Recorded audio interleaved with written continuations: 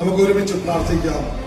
തൃക്കാക്കരയിൽ നടക്കുന്ന ജൂൺ മാസം വരുന്ന ഈ റിസൾട്ടിൽ വലിയൊരു ജയം UDF കാൻഡിഡേറ്റിന് ഉണ്ടാകാനും ഞങ്ങൾ ഒരുമിച്ച് പ്രാർത്ഥിക്കുന്നു.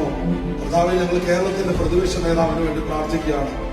കർത്താവിന്റെ ആത്മാവ് എന്റെ ഹൃദയത്തിൽ എനിക്ക് മനസ്സിലാകുന്നത് ഞാൻ പറയുന്നത്, ഈ ജയത്തോടെ, തൃക്കാക്കരയിലെ ഈ ജയത്തോടെ 2022 ജൂൺ 3 തീയതിയോടെ നിന്റെ പേര് കേരളത്തിന്റെ ഇലക്ഷന്റെ അവസാന വാക്കുകൾ ഒന്നാക്കി ദൈവം മാറ്റും. പരിശുദ്ധാത്മാവിനെ കാണിക്കുന്ന 4 വർഷം കഴിഞ്ഞ് മെയ് മാസം കേരളം ഞെട്ടുന്ന, അത്ഭുതപ്പെട്ടു പോകുന്ന, തകർന്ന പാർട്ടിയെ തിരിച്ചു പണിത് ഒരു UDF തരംഗം 100-ലധികം സീറ്റോടെ തിരിച്ചു കൊണ്ടുവരുവാൻ ദൈവത്തിന്റെ ആത്മാവ് നിന്റെ കൂടെ ഇരിക്കും. നിന്റെ കർത്താവ് സഹായിക്കും. ഏറ്റവും കൂടുതൽ മന്ത്രിമാർ തോറ്റുപോകുന്ന ഒരു ഇലക്ഷൻ ആയിരിക്കും നിന്റെ മുമ്പിൽ നീ നയിക്കുന്ന അടുത്ത ഇലക്ഷൻ. ദൈവത്തിന്റെ കരം നിനക്ക് അനുകൂലമായി ചലിക്കും. നിന്റെ ശബ്ദത്തിനെതിരെ 2 മതനേതാക്കന്മാർ എതിരായിട്ട് വരും. അതിനകത്തെ ഒരാൾ കൂടുതൽ പത്രക്കാരോട് നിനക്കെതിരെ സംസാരിച്ചുകൊണ്ടേയിരിക്കും.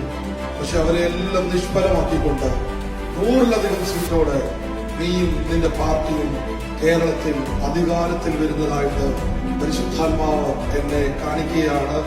ദൈവത്തിന്റെ കരം നിനക്ക് അനുകൂലമായി ചലിക്കും. കർത്താവിന്റെ ആത്മാവിൽ ഞങ്ങൾ ഒരുമിച്ച് പ്രാർത്ഥിക്കുമ്പോൾ ഞങ്ങളുടെ മകന്റെ മേൽ ഒരു പ്രവാചക അഭിഷേകത്തെ ഇമ്പാക്ട് ചെയ്ത് പ്രാർത്ഥിക്കുവാണ്. നിന്റെ വായ ദൈവത്തിന്റെ വാ പോലെ, ഒരു പ്രവാചകന്റെ വാ പോലെ ദൈവമാക്കും കേരളത്തിന്റെ മേൽ.